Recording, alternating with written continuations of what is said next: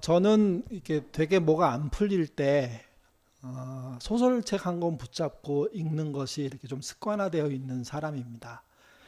사실 소설이라는 게 꾸며낸 이야기잖아요. 그렇기 때문에 읽으면 되게 허망할 때가 많습니다. 이런 걸 꼭 읽어야 하나? 뭐 이런 생각도 들기도 하고요. 때때로는 이런 주제의 글이 필요할까? 뭐 이런 식의 이해도 좀 올 때가 있거든요.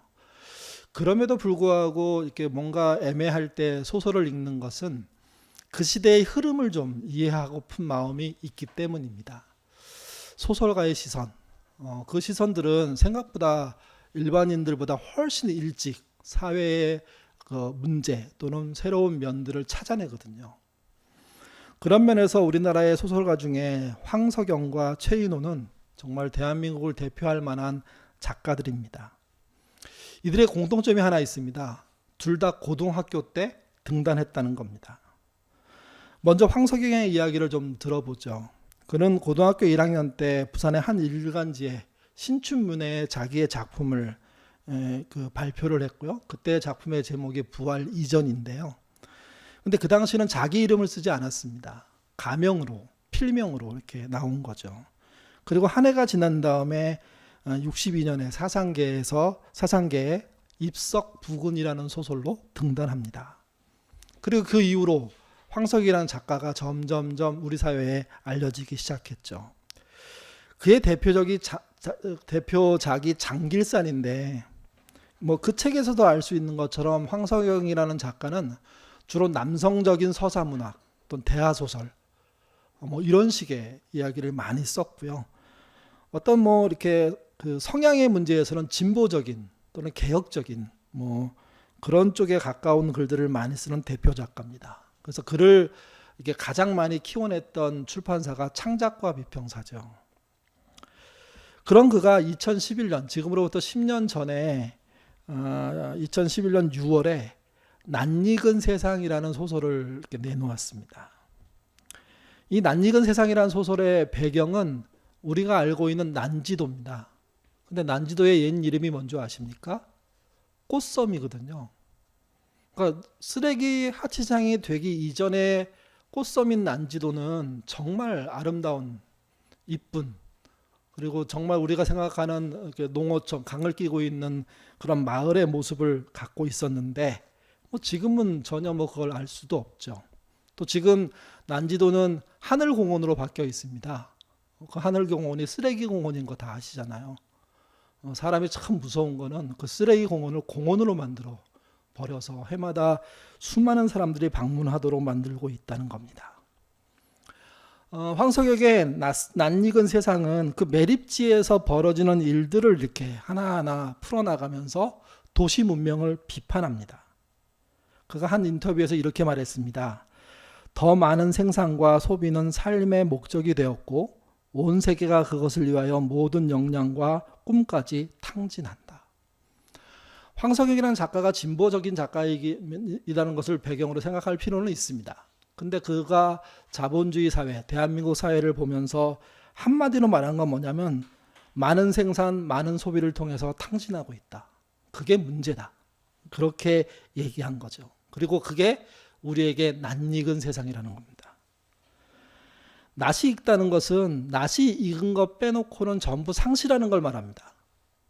낯선 것을 버리는 걸 말하는 거죠. 낯익음을 추구하는 자본주의 세상이 얼마나 우리의 꿈까지도 내다버리고 있는지를 좀 생각해 보시라 하는 소설인 거죠. 황석영보다 2살 아래인 최인호는요. 그도 역시 고등학교 2학년 때 한국일보 신춘문예에 벽구멍으로라는 작품으로 등단합니다. 그는 그 당시엔 당선작이 없었고요. 입선작으로 등단을 했는데 그 황석영과 둘이 고등학교생으로 등단했다는 게 이게 굉장히 주목을 끌었죠.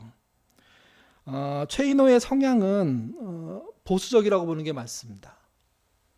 그리고 뭐 대하 소설보다는 현대의 문학성 있는 글을 쓰는 그런 작가이기도 하고요. 그래서 그를 키워낸 대표적인 출판사가 문학과 지성사거든요.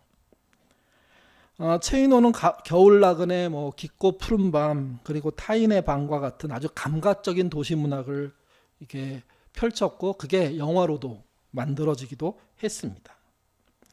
그런 그가 황석영하고 비슷한 시기 2011년 5월에 황석영은 6월에 책을 냈는데요. 5월에 거의 제목이 비슷한 책 한 권을 냅니다. 그게 낯익은 타인들의 도시입니다.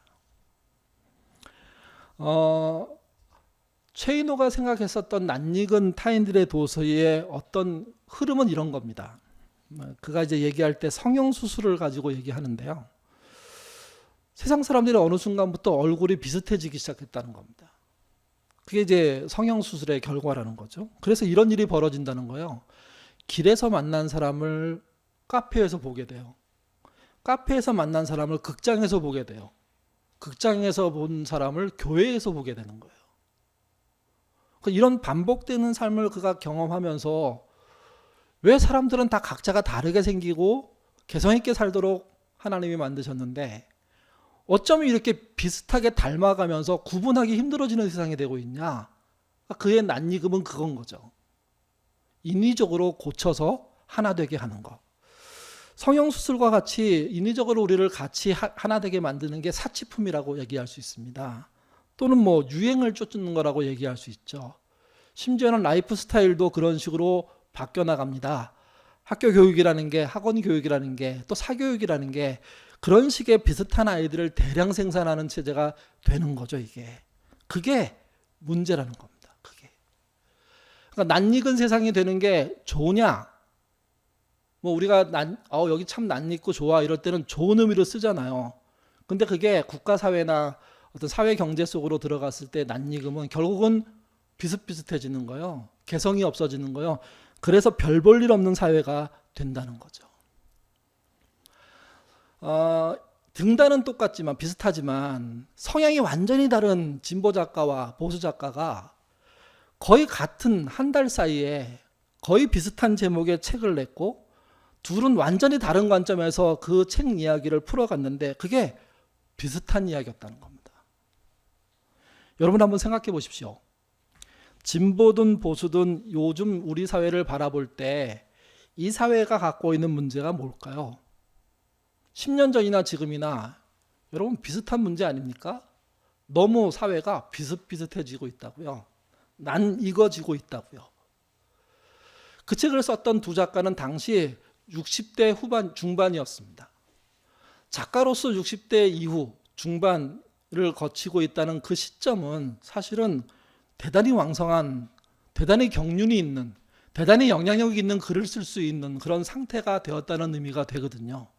그런데 그런 그가 대한민국 사세가 너무 낯익어서 문제다 그렇게 얘기한 거예요. 그리고 두 소설은 이렇게 풀어갑니다. 낯익음에서 해방되는 것, 그게 낯설음인데 낯설음이 우리 사회를 구원할 거라는 거예요. 이걸 이렇게 말할 수 있습니다. 개성 있는 사람이, 창의적인 사람이, 새로운 길을 걷는 사람들이 결국은 이 사회를 구원해낼 거라는 거죠. 제가 소설을 가끔 읽는 이유는 이런 이유들 때문입니다. 누구도 일찍 보지 못한 그런 시선들을 작가의 시선으로 바라보고 그걸 우리에게 알려주고 그걸 읽음으로 그래, 지금의 흐름에 문제가 있고 그 흐름을 거스를 줄 알아야 되는 거 하는 배움이 있기 때문인 거죠. 여러분, 언제 낯익은 것이 낯설어지는 경험을 하게 됩니까? 이 두 작가는 이렇게 말합니다. 자신이 변하였을 때. 이때가 생애 전환기라는 겁니다. 낯익게 살아갔던 모든 이들 속에 문제가 있구나, 이거 잘못됐구나, 뭔가를 잃어버렸구나 이렇게 생각하면서 낯선 길을 나설 때, 그럴 때 새로운 변화들이 찾아오는 것이고 그 낯설음이 사회를, 세상을, 나를 구원할 수 있다는 거죠. 성경의 두 번째 책은 출애굽기입니다. 그거의 원래 출애굽기의 본래 이름은 쇠모트라는 말인데요. 뜻이 이름들이란 뜻입니다. 그러니까 결국 이제 족보와 관련된 책 이 정도로 볼 수가 있습니다. 근데 그 책이 쇠모트가 기원전 300년 경에 헬라어로 번역이 돼요. 보통 70인역이라고 하는데 그때 우리가 알고 있는 이름으로 계명합니다. 그게 엑소도스, 출애굽기라는 거죠. 여러분, 엑소도스의 뜻이 뭔지 아십니까? 그 길 밖으로란 뜻입니다. 또는 그 밖으로 난 길이란 뜻입니다. 원래 가던 길, 낯익은 길에서 바깥으로 나오는 것, 이게 출애굽기입니다. 살고 있는 길, 가고 있는 길, 갈 수밖에 없는 길에서 거기를 멈추고 자리를 옮겨서 완전히 다른 길, 가보지 않은 길, 또 누군가의 인도를 통해서밖에 갈 수 없는 길. 출애굽기에서는 하나님이죠. 구름기둥, 불기둥이죠. 그런 인도만을 통해서 갈 수 있는 길을 걸어가는 것, 이게 출애굽기라는 겁니다. 오늘 본문의 제목은 하늘 보아 그 낯선 길입니다. 신자들은 이 땅에서 하늘 보아를 쌓는 사람들이거든요. 그들이 그 길을 가려면 낯익은 길로는 갈 수가 없습니다. 왜냐하면 낯익은 길은 세상의 길이고 세상의 길은 하나님을 떠난 길이기 때문에 그렇습니다. 그렇기 때문에 낯익은 상황 속에 살고 있는 우리가 진짜 하늘의 보아를 쌓으려면 낯선 길을 가야 하거든요. 성경은 낯선 길에 대해서 뭐라고 말할까요? 낯선 길을 통해서 어떻게 하늘의 보아를 쌓을 수 있다고 이야기할까요? 오늘 본문은 기독교의 핵심 진리 중에 대표적인 산상수훈입니다. 그 본문의 시작은 이렇습니다. 마태복음 6장 19절에서 20절 읽겠습니다. 너희를 위하여 보물을 땅에 쌓아두지 말라. 거기는 좀과 동록이 해하며 도둑이 구멍을 뚫고 도둑질하느니라. 오직 너희를 위하여 보물을 하늘에 쌓아두라. 거기는 좀이나 동록이 해하지 못하며 도둑이 구멍을 뚫지도 못하고 도둑질도 못하느니라. 19절에 등장하는 땅은 우리가 서 있는 땅, 흙땅, 그걸 말하는 거죠. 지구를 말하기도 하고 우주를 말하기도 합니다. 또 이 말은 다른 말로 월드, 세상을 말하기도 합니다. 이 땅의 반대는 하늘입니다. 눈으로 보이는 스카이, 하늘을 말하기도 하지만 또 하나님의 나라, 천국을 말하기도 하는 거죠. 예수님은 산상수훈을 통해서 예수님의 제자와 또 미래의 제자들을 향해서, 우리를 향해서 말씀하신 겁니다. 땅에 보화를 쌓아둘 수가 없다는 겁니다. 땅에 쌓는 보화는 아무 의미가 없다는 겁니다. 보화는 어디 쌓아야 되냐면 하늘에 쌓아야 한다는 거죠. 근데 문제가 이겁니다. 하늘에 보화를 쌓는데 어디서 쌓아야 되냐? 우리는 땅에서 쌓아야 하는 겁니다. 아니, 땅에서는 보화를 쌓을 수 없다고 하는 분이 땅에서 하늘의 보화를 쌓을 수 있다, 이 얘기를 하는 게 오늘 본문의 이야기인 거죠, 이게. 그러면 하늘의 보화를 어떻게 쌓을까요? 이것을 풀어보기 위해서는 세 가지 질문을 던질 수가 있습니다. 첫 번째가요, 지금 하나님의 계신 곳이 어디냐? 이런 질문을 한번 해볼 필요가 있습니다. 여러분 보시기에 지금 하나님이 계신 곳은 어디입니까? 천국입니까? 교회입니까? 예배드리는 자리입니까? 신자에게 천국과 교회와 예배드리는 자리, 또 신앙과 관련된 자리들은 하나님과 연결된다는 면에서 대단히 중요합니다. 하나님의 현존을 보여주는 그런 곳이기 때문이거든요. 근데 천국과 교회와 예배가 진짜 하나님이 있는 곳이 되려면 거기에 참여하는 신자의 마음속에 하나님이 계셔야 됩니다. 우리가 보통 영접을 어떻게 표현하냐면, 나라는 우상이 내 마음 가운데 왕노릇하고 있는데 그 보좌를 비우고 하나님이 앉게 하고 나는 그 밑에서 그 하나님의 명령을 받는 자로 나를 바꿔나갈 때, 바꿀 때, 그럴 때 구원이 있다고 얘기하거든요. 그럴 때 신자가 됐다고 얘기하거든요. 그렇기 때문에 천국보다 교회보다 예배보다 중요한 건 뭐냐면 지금 예배드리는 여러분 마음속에 하나님이 왕으로 계시냐는 겁니다. 그리고 그 왕 대신 하나님의 통치가 여러분의 삶 속에 일어나고 있느냐는 거죠. 100% 완벽하게 일어나면 좋겠지만 그러진 못할 겁니다. 근데 그렇게 되기 위해서 애쓰고 돌이키고 잘못하면 회개도 하고 또 돌아가고 실수도 하고 다시 돌이키고 이런 일들을 반복하는 뚜렷한 하나님이 왕으로서 통치하는 그 세상을 여러분의 마음과 삶 속에 갖고 있느냐는 거죠, 이게. 그러면 명확해지는 게 있습니다. 하나님을 진짜 왕으로 모시고 산다면 그 사람은 하늘의 보화를 쌓게 되어 있습니다. 엄청난 선행을 하지 않아도 쌓기 시작하는 겁니다. 예수님이 어떤 분인지를 보여주는 이야기는 성경에 참 많습니다. 그 중에 하나 이런 부분이 있습니다. 마태복음 7장 24절인데요. 읽겠습니다. 예수께서 일어나사 거기를 떠나 두로 지방으로 가서 한 집에 들어가 아무도 모르게 하시려 하나 숨길 수 없었더라. 여러분, 이 상황을 두로는 유대 땅이 아니라 이방 땅입니다. 물론 엄청나게 먼 거리를 떨어져 있는 수천 킬로 떨어져 있는 이방 땅은 아니지만 유대 땅하고 그 비슷한 어떤 생활권에 있는 도시라고 볼 수가 있습니다. 근데 이제 문제는 뭐냐면 유대인하고 이방인들하고는 사이가 안 좋아요. 갈등을 겪고 있어요. 그러니까 유대인들이 이방 땅으로 쉽게 가지 않습니다. 이방 사람들도 유대인들이 오는 거 반가워하지 않습니다. 예수님이 근데 이방 땅으로 가셨어요. 거기 보시면 숨길 수 없다라고 얘기해요. 원래 숨길 목적으로 가신 거죠. 숨을 목적으로 가신 거죠. 그러니까 숨을 목적으로 이방 땅을 갔는데, 그래서 어느 집에 들어가 있는데 그 예수님의 실체를 숨길 수가 없었다는 거예요. 이 말은 앞뒤가 안 맞잖아요. 숨으로 갔는데 숨길 수가 없었다. 이게 무슨 뜻일까요? 아니, 숨으로 갔으면 잘 숨어 있어야죠. 예수님이 그 목적에 따라. 그래서 잘 숨었다 이렇게 해야지 이게 순조로운 건데 전혀 다르게 숨으로 갔는데 전혀 숨길 수가 없었다는 거예요. 그럼 뭘 숨길 수가 없었을까요? 예수님이란 존재를 숨길 수가 없었다는 거예요. 조그만 집에 들어가 있었는데 그 집에서 소수의 사람을 만났겠죠. 이방인들을 만났겠죠. 근데 이방인들이 예수님을 만나는 순간 그분이 하는 행동과 말과 삶의 태도와 그리고 하는 대화를 통해서 이분을 숨길 필요가 없다, 오히려 알려야 된다 할 정도로 위대함들이 드러난 겁니다. 전혀 다른 것이 드러난 거예요. 도망자의 낯익은 모습이 아니라 선지자의 낯설은 모습이 등장한 거예요.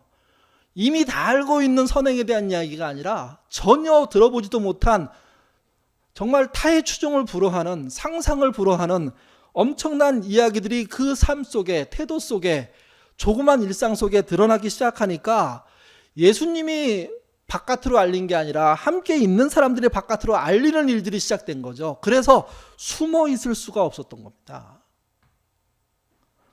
그분이 예수님인 거예요. 디모데전서 5장 25절에 보면 이렇게 얘기합니다. 같이 읽어보죠. 이와 같이 선행도 밝히 드러나고 그렇지 아니한 것도 숨길 수 없느니라. 숨길 수 없는 게 두 가지래요. 제대로 된 선행과 그렇지 않은 악행, 반대편에는 악행도 다 드러난다는 거예요. 그러니까 예수님은 놀라운 선행이 드러난 거죠. 선행이라는 게 고상한 행위이고 모두가 좋게 하는 행위잖아요. 악행은요, 파괴하고 넘어뜨리는 행위죠. 근데 예수님은 선행을 통해서 숨길 수가 없게 된 거예요. 보통의 사람은요, 선행과 악행이 뒤섞여 있고 악행이 훨씬 많은 게 사실이죠. 이게 그러니까 악행이 많은 사람들이 숨으면 그 사람을 알고 있는 사람들이 이렇게 숨길 수 없게 만들어 주거나 이렇게 소문을 내 갖고 사람을 불러 이렇게 못 하거든요. 그러니까 이 말의 의미는 이거예요. 예수님이란 존재가 이 땅에 사셨을 때 그분의 선행은 그가 숨으려고 하더라도 드러날 수밖에 없을 정도로 명확했다는 겁니다. 그게 하늘의 보화를 쌓는 이야기를 할 때 주인 되신 분의 이야기라는 거예요. 그러면 그분을 믿는 사람들은 어떨까요? 좀 더 이제 이야기를 확대해 보죠. 그러면 선행을 드러낸다는 이야기 또는 악행을 이렇게 드러낸다는 이야기를 좀 다르게 생각해 보면 어떻게 표현할 수 있을까? 그게 오늘 본문 6장 20절에서 23절 말씀입니다. 읽겠습니다.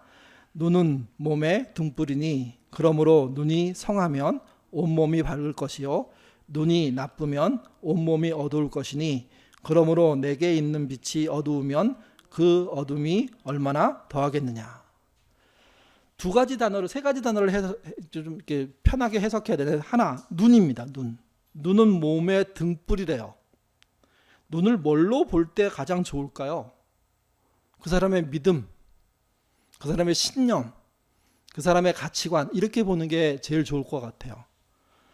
그래서 그가 몸 전체를 눈을 통해서 컨트롤한다는 거예요. 어떤 길을 안내한다는 거예요. 그러니까 믿음일 수 있고 신념일 수 있고 이런 거죠, 이게. 눈은 몸의 등불이니 그러므로 내 눈이 성하면, 성하면이라는 단어를 그대로 쓰면 약간 이해가 떨어져요. 뭐 같은 뜻이지만 관대하면 이렇게 쓰면 얘기가 더 분명해져요. 또 뒤에 보면 눈이 나쁘면, 이건 눈이 나쁘다는 의미니까 그 믿음이 나쁘다, 가치관이 별로다, 뭐 이렇게 번역할 수 있거든요. 그래서 그거를 인색하면 이렇게 보면 선명해져요. 여러분 괄호 안을 주제로 그대로 괄호 안을 읽어보는 방식으로 한번 다시 금방 읽은 22절, 23절 읽어보겠습니다. 눈은 몸의 등불이니 그러므로 내 눈이 관대하면 온몸이 밝을 것이요 눈이 인색하면 온몸이 어두울 것이니 그러므로 내게 있는 빛이 어두우면 그 어둠이 얼마나 더하겠느냐. 그 사람이 숨길 수 없을 정도의 선행을 갖고 있다는 게 뭘까요? 관대하다는 거예요. 누구도 자신에게 주지 않았던 관대함을 보여주니까 상대방이 그 관대함에 깜짝 놀래가지고 그분을 숨겨드릴 수가 없는 거예요. 왜? 내가 경험한 사회, 두로라는 사회에서 경험한 어떤 관대함보다 이방인, 두로 입장에서는 이방인이죠. 예수님이 숨어 들어온 그분이 보여준 관대함은 그야말로 상상 초월인 거예요. 경험하지 못한 거예요. 너무나 따뜻하고 너무나 위대한 거예요, 이게. 그 관대함의 반대가 뭡니까? 인색함이에요. 그분의 인색함이 없었다는 거죠. 그분은 마음을 온전히 다 줬고 사랑을 다 줬고, 그러니 숨겨진 집에서도 그를 만나는 소수의 사람들도 그 인색함 없는 정말 관대한 사랑을 알게 되면서부터 이 일은 숨길 일이 아니라, 이분은 숨어 있을 뿐이 아니라 알려야 된다고 생각했고, 그러기에 사람들이 찾아 들어왔다고 보는 게 저는 적당하다고 봅니다. 이게. 그러니까 우리의 믿음이 어느 방식으로 풀려야 하늘 보화를 쌓느냐? 관대함으로 풀려야 하늘 보화를 쌓는 거예요. 우리 믿음이 인색함으로 풀리면 어떤 일이 벌어집니까? 믿으면서도 하늘의 보화를 못 쌓는 거죠. 진짜 관대함은 숨길 이유가 사라집니다. 그러니까 예수님은 숨고 싶지만 사람들은 알리고 싶고, 이 알림이 크니까 예수님은 숨어 있을 방법이 없었던 거죠. 그렇다면 왜 사람이 인색해질까요? 하나님을 믿으면서. 24절 말씀 같이 읽겠습니다. 한 사람이 두 주인을 섬기지 못할 것이니 혹 이를 미워하고 저를 사랑하거나 혹 이를 중히 여기고 저를 경히 여김이라. 너희가 하나님과 재물을 겸하여 섬기지 못하느니라. 왜 인색한 삶을 살게 되느냐? 본문은 명확합니다. 두 주인을 섬기기 때문이다. 다른 말로 하면 예수님은 두 주인을 섬기는 분이 아니었다. 명확하게 하나님을 주인으로 자기 인생을 꾸려가는 분이었다. 왜 이 땅에 믿는 사람들이 인색한 삶을 살게 되느냐? 명확하게 그들은 두 주인을 섬기고 있기 때문이다. 이 말은 한 걸음 더 나가면 사실 그들은 하나님을 믿기보다는 돈을 믿고 있다. 이런 얘기가 됩니다. 그러니 인색해지는 거예요. 그러니 세심하게 돈에 관련된 걸 따져가지고 상대방을 무너뜨려 버리는 거예요. 상대방을 공격해 버리는 거예요. 난처하게 만들어 버리는 거예요. 돈이라는 것이 관대함에 쓰이면 정말 좋은 건데요. 돈이라는 것이 인색함에 쓰면 세상 불편한 겁니다. 신자가 돈을 관대함에 쓰지 않고 인색함에 사용하기 시작할 때 그 사람들은 실제 하나님을 잘 믿고 있지 않은 사람들이고, 그러니 그들은 하늘의 보화를 쌓을 수가 없는 거죠. 그들은 낯익은 길을 가는 사람들이고 하늘 보화를 쌓는 낯선 길에 들어선 사람들이 아니라는 겁니다. 그래서 첫 번째 질문에 우리는 명확하게 대답해야 됩니다. 하나님이 어디 계시냐? 지금 내 마음 속에, 그리고 나의 관대함 속에 계십니다. 두 번째는 보물을 쌓는다는 것은 뭘 말하느냐? 관대함이란 말만 가지고는 전부 다 해결할 수가 없어서, 그러면 예수님은 어떤 삶의 지침을 가지고 사셨을까? 어떤 뭐 이렇게 지향점을, 가치를 갖고 사셨을까? 이렇게 생각해 보면 아주 쉽습니다. 왜냐하면 예수님은 사명 선언문이 분명하거든요. 누가복음 4장 18절 19절. 누가복음 4장 18절 19절 읽겠습니다. 주의 성령이 내게 임하였으니 이는 가난한 자에게 복음을 전하게 하시려고 내게 기름을 부으시고 나를 보내사 포로된 자에게 자유를, 눈먼 자에게 다시 보게 함을 전파하며 눌린 자를 자유롭게 하고 주의 은혜의 해를 전파하게 하려 하심이라 하였더라. 이게 예수님의 사명 선언문이라고 불리는 본문이거든요. 예수님이 사역을 시작할 때 이 말씀을 가장 먼저 선두에 던지셨습니다. 그리고 나머지 그의 관대함을 이 말씀을 토대로 보여주기 시작합니다. 그리고 이 말 속에는 관대함을 받아야 될 사람들, 하나님으로부터 받아야 될 사람인 동시에 신자들로부터 받아야 될 사람이 누구냐? 포로된 자, 눈먼 자, 눌린 자, 가난한 자라는 거죠. 그들에게 복음이 전파되는 것, 그게 하나님의 뜻이고 하나님 나라의 실체라는 겁니다. 주님은 뭐가 될까요? 가난한 자를 향한 관대함이, 그게 인색함을 넘어가는 것이고, 그게 하나님이 우리와 함께 하고 있다는 증거라는 겁니다. 건강한 교회란 헌금의 상당 액수를 가난한 자에게 써야 합니다. 관대함으로. 아주 따져서 가난한 사람을 난처하게 만드는 방식으로가 아니라 좀 넉넉하고 유연하고 유두리 있는 관대함으로. 보통 베푸는 사람들이 관대하게 베풀지 않고요, 인색하게 베푸는 경우들이 참 많습니다. 그러면 도와주고 모두 상처받습니다. 상처를 받는 사람만 받는 것 같죠? 아니요, 자기도 받습니다. 자기도. 근데 자신은 자신이 했기 때문에 상처라고 생각 안 하는 거예요. 그게 나중에 크게 본인을 걸어 넘어뜨릴 일이 되는 건데, 진정한 신자란 역시 자신의 수입의 일부를 가난한 자에게 쓰는 사람들입니다. 관대하게. 여러분, 우리 교회 모토의 끝부분이 뭡니까? 소유는 최소한, 나눔은 최대한이라는 거잖아요. 이게 교회가 재산을 쌓지 말자는 이야기도 되고, 동시에 신자로서 재산을 쌓아놓고 죽지 말자는 이야기도 됩니다. 자식들 다 집 사주고 뭐뭐 다 하고 그래도 돈이 남는다면 반드시 그거는 세상을 위해서 써야 됩니다.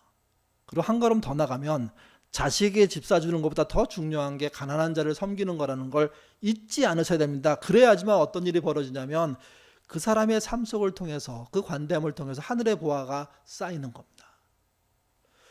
하늘의 보화를 쌓는 것을 문화적으로 어떻게 했을까? 구약 성경에 나오는 건데요. 신명기 14장 28절에서 29절 말씀 같이 읽겠습니다. 매 3년 끝에 그의 소산의 10분의 1을 다 내어 내 성읍에 저축하여 너희 중에 분깃이나 기업이 없는 레위인과 내 성중에 거류하는 객과 및 고아와 과부들이 와서 먹고 배부르게 하라. 그리하면 내 하나님 여호와께서 내 손으로 하는 범사에 내게 복을 주시리니. 여기 나와 있는 10분의 1, 근데 이 10분의 1이 해마다라고 표현되어 있지 않고 3년마다라고 표현되어 있습니다. 3년 끝에 한 해의 11조를 더 드려라, 이렇게 표현되어 있거든요. 그래서 이거를 우리가 보통 알고 있는 레위인이나 가난한 사람을 위해서 쓰는, 성전 유지를 위해서 쓰는 11조가 아닌, 11조는 세금인데 세금이 아닌 또 다른 세금을 말하는 거예요. 그래서 이걸 이렇게 이름 붙입니다. 구제의 11조라고요. 3년에 동안 거쳐서 한 번 더 11조를 하고 그거를 구제의 11조로 쓰게 되어 있는 제도가 이스라엘에 있었습니다. 세금이니까 공적인 거죠. 공적인 거. 이 말은 이런 말이 돼요. 3년에 거쳐서 1년치의 11조를 내니까 이게 그 연봉으로 치면 3.3% 정도의 구제의 11조가 그 당시 이스라엘 사람들에게는 세금으로 주어지고 있다는 거죠. 그러니까 세금으로 그만큼 내면 그게 사회의 복지를 위해서, 가난한 자를 위해서 관대한 그런 사회복지 정책으로 쓰이는 사회, 그게 이스라엘이었다는 겁니다. 이걸 좀 수치화시키면 이렇습니다. 월 400만 원을 받는 직장인이 있다면 한 달에 한 14만 원, 15만 원 정도가 구제에 관련된 것으로 쓰여야 된다는 거죠. 이게 연봉으로 치면 한 4,800만 원, 400만 원씩 따지니까 4,800만 원 된다고 치고요. 1년에 158만 원 정도, 한 160만 원 정도가 구제의 11조로 관대하게 쓰이는 삶, 이게 신자의 삶이라는 거예요. 이게 물론 이보다 훨씬 어려운 상황들에 진짜 힘겨워하는 사람들이 이 일을 꼭 해야 된다고 말하는 게 아닙니다. 실제 신자의 모습을, 하늘을 보화를 쌓는 사람의 모습을 뭘로 규명할 수 있느냐? 그게 자신의 물질 안에 누군가를 구제하는 것에 쓰이는 일정 부분의 관대함이 존재해야 되는 거죠. 그런 줄 알고 사는 거죠. 그렇게 쓰는 거죠. 그렇게 쓰는 걸 아이들에게 보여주는 거죠. 아이들도 월급을 타면 당연히 이건 내 마음대로 내 뜻대로 돈 모으고 이렇게 여행 다니고 쓰는 게 아니라 거기에는 나로 인해서 누군가가 보호받는, 어떤 보상도 원하지 않고 보호받는 사람들이 걸쳐 있다는 거, 연결되어 있다는 걸 알고 그렇게 쓰는 거, 그걸 말하는 겁니다. 신자의 수입의 3%가 가난한 사람에게, 이걸 날수로 따지면 1년에 12일이 가난한 사람에게 쓰일 때 그게 기본적인 관대함이라고 얘기할 수 있습니다. 그렇지 않고 그런 게 없다면 하늘 보호자의 보화에 문제가 생긴 겁니다. 마지막 세 번째는요, 보물을 쌓는데, 하늘의 보물을 쌓는데 가장 큰 방해가 뭘까요? 본문은 염려라고 얘기합니다. 염려가 뭔지 25절 같이 읽겠습니다.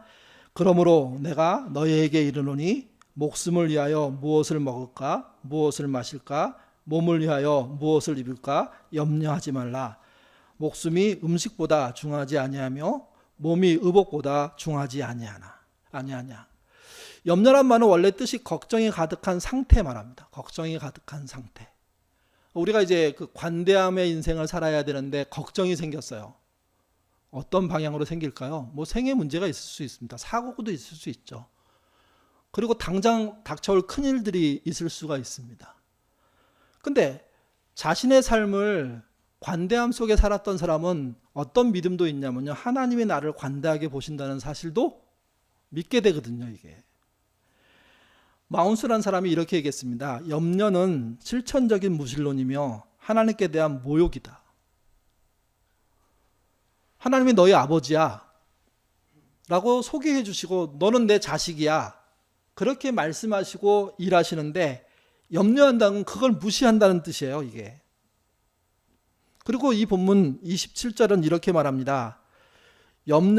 너희 중에 누가 염려함으로 그 키를 한 자라도 더할 수 있느냐. 사실은 뜻은요, 1cm라도 이렇게 번역하는 게 맞습니다. 단 1cm도 염려로 키울 수가 없다는, 바꿀 수가 없다는 거죠. 또 염려하는 자를 30절은 뭐라고 얘기하냐면 믿음이 작은 자. 우리는 믿음이 조금 있다고 표현하잖아요. 근데 원어의 뜻은 뭐냐면 거의 신뢰하지 않는 자, 거의 하나님을 믿지 않는 자라는 뜻입니다. 이게. 그러니까 우리의 신앙 속에 하늘의 보화를 쌓는 것을 방해하는 건 사실은 나 자신이고요. 내가 염려라는 방식을 통하여서 하나님의 공급하심을 무시하고 내가 챙겨야만 살 수 있는 세상, 내가 돈을 모아야지만 살 수 있는 세상, 내가 돈이 없으면 개망신당하는 세상이라고 생각하는 것, 그것 자체가 불신앙이라는 거죠. 그렇게 사는 사람에게 하늘의 보화가 쌓여질 일이 없다는 겁니다. 여러분, 그러면 우리는 어떻게 해야 될까요? 예수님이 보여주신 방식의 하늘 보화를 쌓는 것을 삶으로 사셔야 되는 거죠. 그게 가장 집약된 말이 관대함으로입니다. 나에 대해서도 그렇지만 다른 사람에 대해서도 관대한 삶을 여러분이 물질과 생각과 태도와 또는 행동을 통해서 보여주기 시작할 때, 그러면 하늘의 보화가 쌓이는 것이고, 그 보화가 쌓이는 걸 믿고 혹여 어려움이 옴에도 불구하고 하나님을 의지하고 염려를 이기는 마음으로, 그렇다고 해서 아무 염려도 없는 사람이 가능하다는 뜻이 아닙니다. 염려할 수밖에 없죠.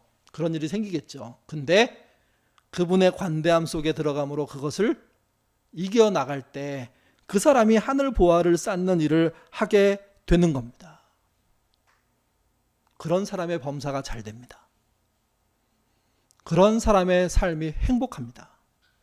그런 사람은 방만하지 않습니다. 책임 있게 삽니다. 그런 사람은 남의 의지에서 살지 않습니다. 스스로 책임지면서 동시에 하나님의 공급하심을 쫓아 살기에 주변 사람들에게 희망이 되고 소망이 되는 겁니다. 그런 예수님이 두로에 숨었을 때 숨길 방법이 없었던 거죠. 그 관대함이 드러나자 그 주변의 사람들이 그 관대함을 베푸는 그분을 전할 수밖에 없었고 사람은 몰려들 수밖에 없었습니다. 자신들이 싫어한 유대인임에도 불구하고. 성경 읽기와 관련돼 갖고 낯설음의 이야기를 할 때가 몇 차례 있습니다. 몇 가지 있습니다. 첫 번째가 이런 거예요. 신자가 성경을 읽지 않으면요, 성경을 읽을 때마다 낯섭니다. 성경의 어투도 낯설고 거기 문화도 낯설고 줄거리도 낯설죠. 심지어 일어난 기적들도 낯설게 되어 있습니다. 처음에 신자는 그 성경이 낯설 수 있습니다. 근데 그 성경을 읽어 나감으로 낯익게 되는 거죠, 결국은. 그러니 성경을 안 읽어서 생기는 낯설음은 되게 나쁜 겁니다. 안 좋은 겁니다, 이게. 근데 또 다른 낯설음이 성경 읽기에서 있습니다. 자주 읽다 보면 성경이 낯익어지거든요. 근데 어느 날 그 성경이 다르게 읽히는 경우들이 있습니다.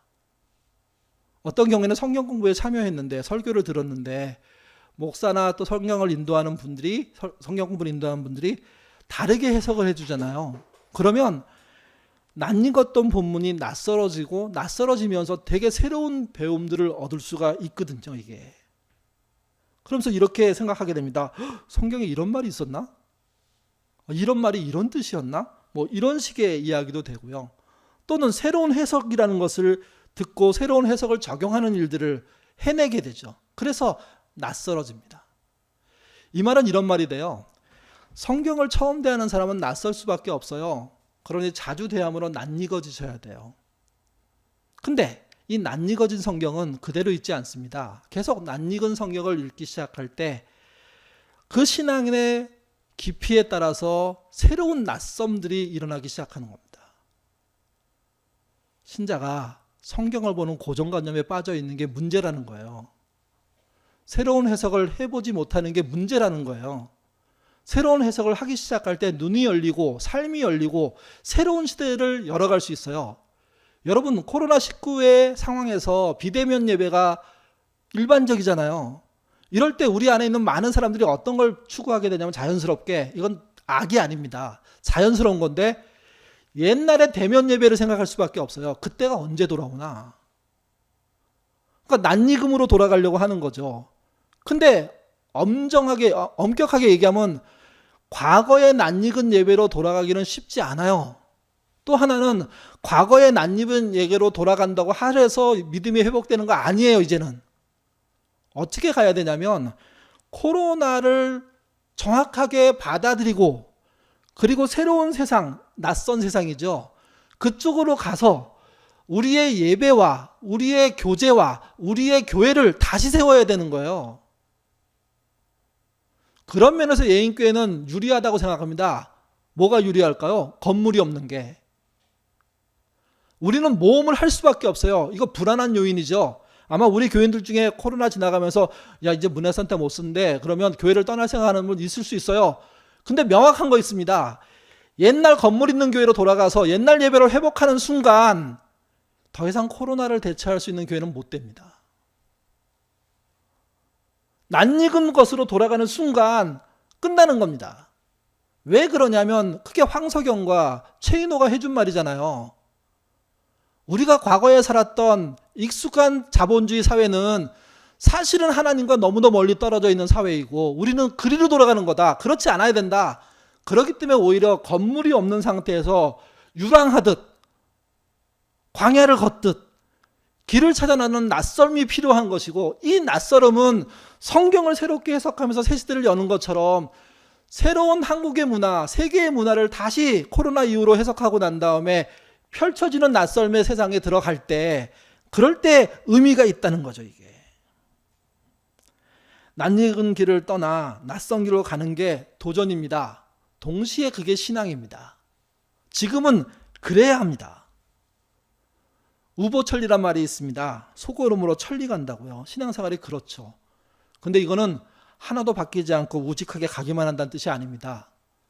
가는 동안 변화된 세상들에 대해서 말씀을 쫓아 제대로 해석하려는 노력들을 하고 편안한 노후를 향해서 가는 게 아니라 진짜 새로운 세상을 향한 낯선 길을 가야지 되는 거거든요.